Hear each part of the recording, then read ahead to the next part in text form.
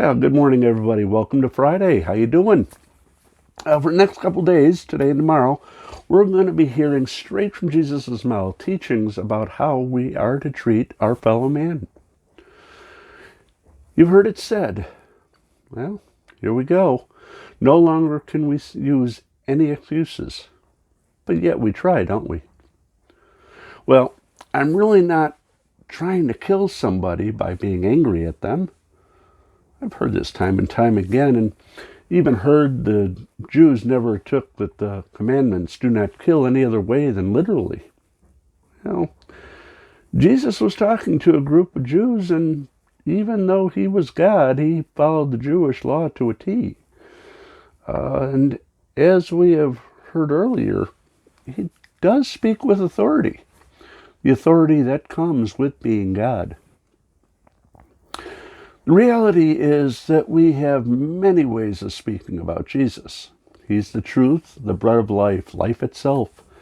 So if he's all these things, we really need to listen to him. Jesus is not saying any of these things to be mean or to ridicule anyone or anything. But he does know what the law itself means. He knows the way that man has tried to reinterpret it. He recognizes our fallen nature and gives us these reminders so that we can treat other people and work to sanctify them and ourselves. So the scribes and the Pharisees worked for years to determine exactly what Torah and the law said. They had hedge put around the law, if you will. They had determined how far one could go from the point, and one was still obeying the law, but you couldn't go any further than that. But they did this and nothing more. This led to iniquities and people being harmed, thrown out of the temple, and they did nothing to help. We saw this clearly at the calling of Levi last week, when one of them were trying to help Levi get out of the label of sinner and help him to get rid of his sinful nature. Was anybody there? None of the church leaders were there to help him. All he did is keep calling him a sinner. But Jesus was there. He pointed out that the well do not need a physician, but the sick do.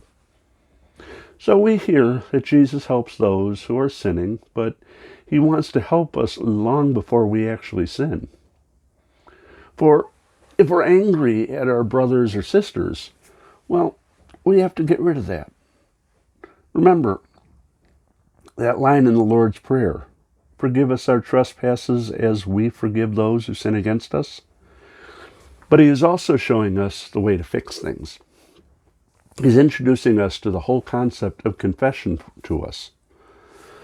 Look, he says to go and make up with your brother, and then go offer your gift to the altar. We do the same thing. We go to confession before we offer our sacrifice, and we should be offering our sacrifice to him each time we're at Mass. We should be offering our pure and sanctified bodies and blood to God. No, the sacrifice was not just over 2,000 years ago. The sacrifice of Calvary continues for all eternity. And like Jesus gave himself to the cross, we should be offering our lives to him. But the offering should be ritualistically clean.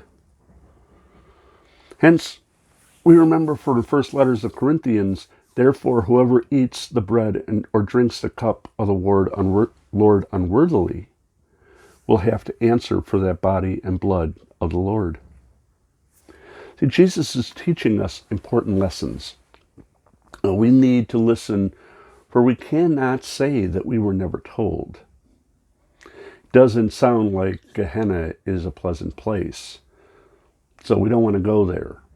So, we keep these lessons in mind, learn from Jesus, keep going forward, and you have a good day.